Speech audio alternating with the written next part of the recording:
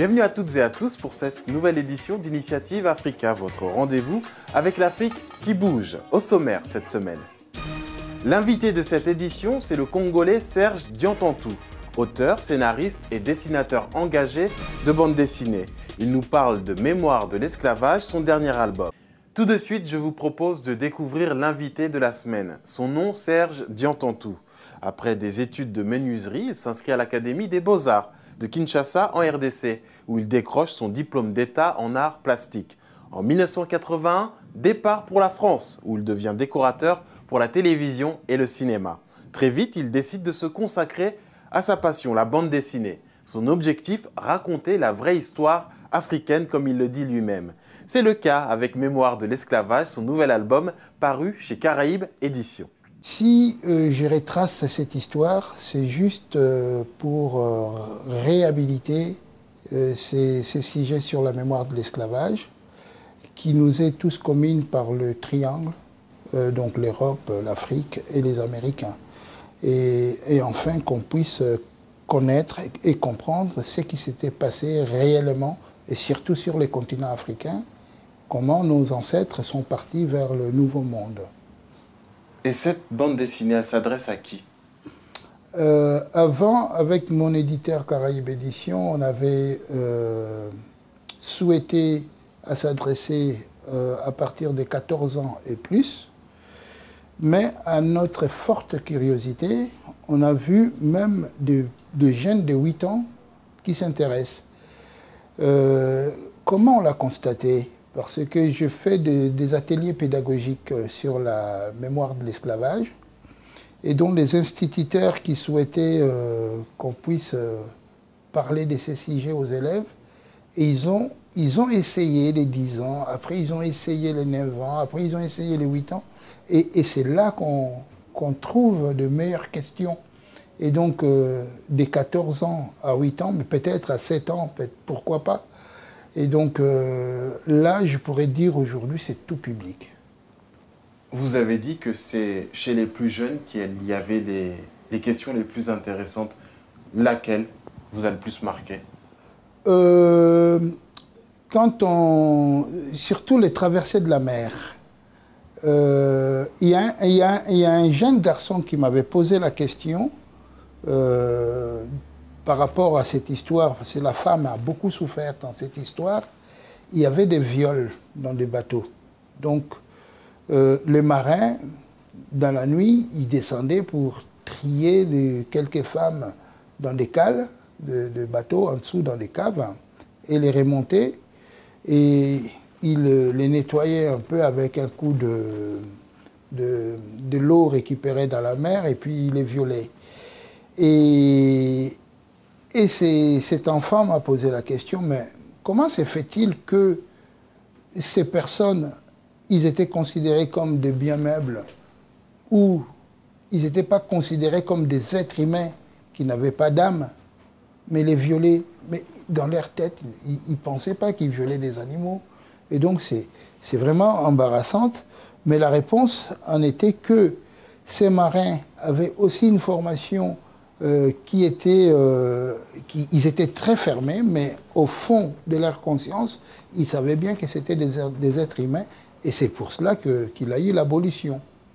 C'est important que les peuples noirs se réapproprient leur histoire ?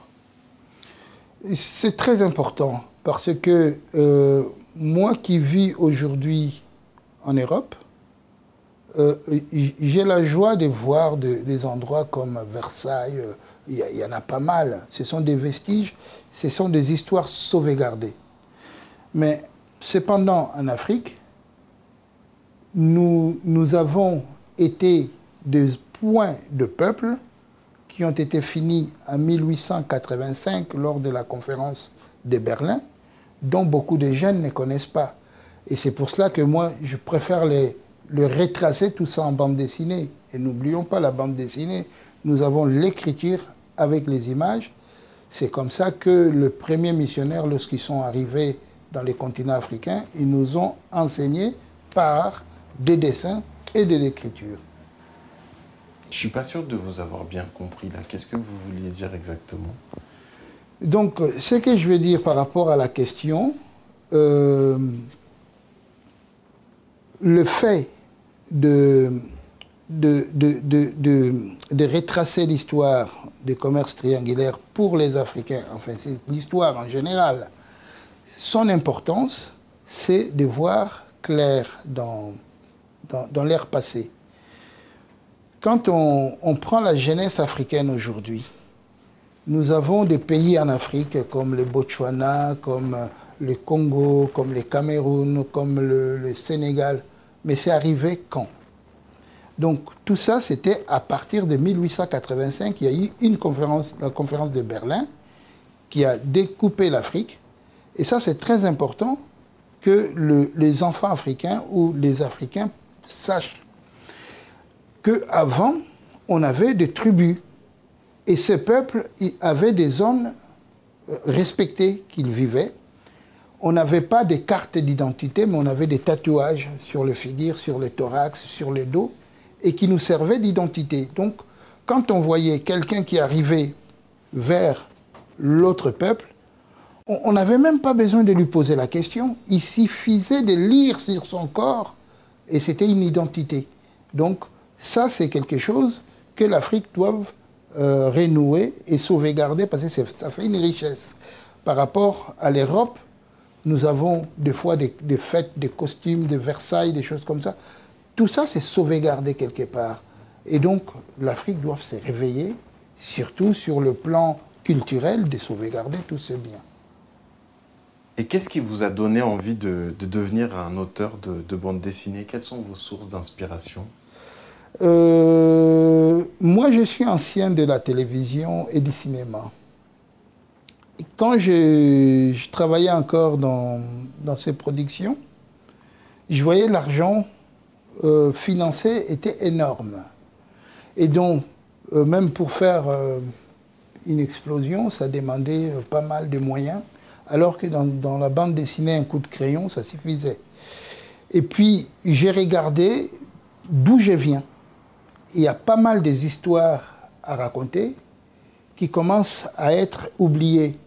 Et donc, je dis, si je vais raconter des histoires en bande dessinée, admettons, j'ai fait un rêve où je rencontre une personne et puis je retrace en bande dessinée, là, je pense que je me ferais un tort à moi-même et aussi à la population africaine ou à la population noire.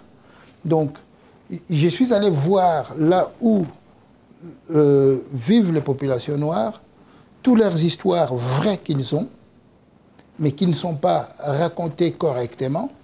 Et donc, c'est là que je fais un travail de fouille dans des documents qui existent un peu à gauche, à droite, je les regroupe.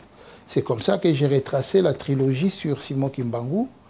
C'est comme ça aussi que j'ai retracé les parcours des femmes noires dans le monde, qui font avancer l'humanité, que beaucoup ne retiennent pas. Et c'est comme ça que je reviens sur les commerces triangulaires dans Mémoire de l'esclavage. Comme promis, suite et fin de notre entretien avec Serge Diantantou, le dessinateur de bande dessinée congolais qui vient de publier Mémoire de l'esclavage. La bande dessinée existe depuis près de 80 ans sur le continent et pourtant elle n'a pas toujours eu une bonne réputation. Pourquoi? Ça, vraiment, c'est vraiment une bonne question. N'oublions pas la bande dessinée en Afrique. C'était des missionnaires qui nous ont apporté ça. Et puis, il y avait certaines bandes dessinées qui étaient faites par des missionnaires sur place en Afrique. Et ça, c'était sur les plans pédagogiques. Et ensuite, il y avait une curiosité des auteurs de bandes dessinées ou des productions de bandes dessinées. En l'occurrence, il y avait des BD comme Tarzan, Zembla, Hakim, dont l'Afrique servait que du décor, où les Africains ne servaient que des figurants. Et donc, dans toute cette période, moi, dans ma pensée, je pense encore connaître Matamata et Pilipili qui étaient passés en cinéma. Et ça, c'était des Africains qui étaient dessinés en l'occurrence comme Hergé a repris la façon de dessiner des Noirs africains dans Tintin au Congo. Et ça, tout ça, les Africains pensaient que la bande dessinée, c'était ça. Et moi, dans tout ça, quand je vis ça, je dis, je préfère faire une BD pour représenter les Noirs comme ils sont, avec leur beauté. Alors, comment c'était arrivé? Parce que j'étais dans une librairie et j'avais vu une femme africaine qui avait sa fille, qui voulait des bandes dessinées où on pourrait voir des Noirs en premier plan, comme des personnages principaux. Ils ont cherché dans la librairie, une grande librairie à Paris. Ils n'ont pas trouvé. Ils ont trouvé des BD où les Noirs étaient figurants. Et la petite, je pense, a vu comme ça, elle avait 9-10 ans. Elle n'en voulait pas. On lui a sorti des BD des Africains, mais qui étaient des souples. Il ne voulait pas ces BD. Il dit, je veux des BD. Et moi, j'ai compris, comme on voit Lucky Luke, ou on voit Astérix et tout, c'est des cartonnés. Et malheureusement, on lui a répondu que les Africains ne font pas ça. Et moi, à côté, j'étais blessé. C'est aussi une réponse que j'apporte. Je n'aime pas vraiment ces côtés militants, parce qu'après, vous avez l'étiquette derrière pourtant, sur le dos. Avec les thèmes que vous choisissez, vous avez notamment travaillé sur le sida, les dangers du sida. Vous avez essayé de mettre en valeur la femme africaine. Là, vous parlez de l'esclavage. Le moins que l'on puisse dire, c'est que vous êtes militant quand vous faites ça. Je préfère qu'on me le dise, que moi je le dise. Donc, mais moi, ce que je voulais, c'est apporter des réponses. Donc, c'est pour cela que je travaille, pour apporter énormément de questions que nous avons, mais par des dessins, par des images. Est-ce que les auteurs africains peuvent vraiment vivre de leur travail? Pas les auteurs qui sont en Europe ou aux États-Unis, mais les auteurs qui sont sur le continent. Est-ce qu'ils peuvent vivre de leur art? Sur le continent africain, c'est difficile. Pour être sincère, ces auteurs sont entourés de personnes qui n'ont pas encore compris que le produit comme la bande dessinée, c'est un outil. Et on remonte en Europe. Il y a quelques auteurs qui commencent à arriver dans les marchés, mais ce qui est difficile, le marché de la bande dessinée, c'est un petit marché qui vraiment, il faut pousser les portes. Parce qu'on n'arrive pas comme ça du jour au lendemain en faisant des dessins comme on peut le faire ou en allant bricoler des sujets que les publics vont vous accepter. Non. Parce que la bande dessinée, c'est un public large, de curieux. Et donc, il faut aller chercher ce que le public, enfin, ce qu'on peut dire, il faut aller surprendre le public. Et souvent, en Afrique, c'est pour cela que là, les auteurs sont vraiment en difficulté sur le plan financier et aussi sur le plan de conception des sujets et même vis-à-vis à l'ensemble des activités qui est proposé dans les continents. Ce que vous voulez dire, en gros, c'est qu'il y a des auteurs qui existent, mais ils ne sont pas forcément bien aiguillés, que ce soit par des éditeurs, et qu'il n'y a pas vraiment de véritable industrie de la bande dessinée en Afrique, c'est ça? Entre autres, je peux dire, c'est exactement ça, pour être sincère, moi qui le fais ici en Europe et un peu partout dans le monde. Ce que nous souhaitons pour l'Afrique, c'est de multiplier des festivals. Mais si je dis des festivals, mais des vrais festivals où on commence d'abord à respecter les auteurs. Des auteurs comme moi qui va représenter soit entre autres la France, même l'Afrique, un peu partout dans le monde. Même si nous sommes invités dans un festival africain, qu'on soit respecté, si je dis respecter, le minimum, c'est l'accueil. Et deuxième chose, qu'on nous laisse l'espace de rencontrer le public. Ça, c'est très important. Et une chose que je demanderais pour le continent africain, dans nos pays, c'est de multiplier des activités culturelles de ce genre.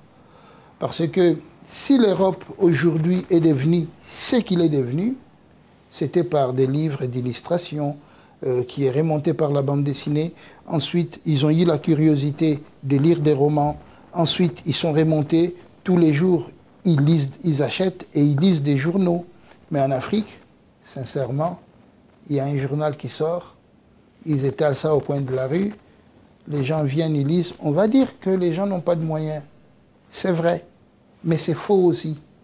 À un moment, il faut qu'on nous sachions se donner de la volonté pour aller à l'avant. Initiative Africa, c'est fini pour aujourd'hui. Pour revoir l'émission, une seule adresse www.initiative-africa.com. D'ici là, je vous retrouve la semaine prochaine, même chaîne, même heure, pour une nouvelle édition de Business Africa, votre rendez-vous avec l'Afrique économique cette fois. Très belle semaine, salut à tous.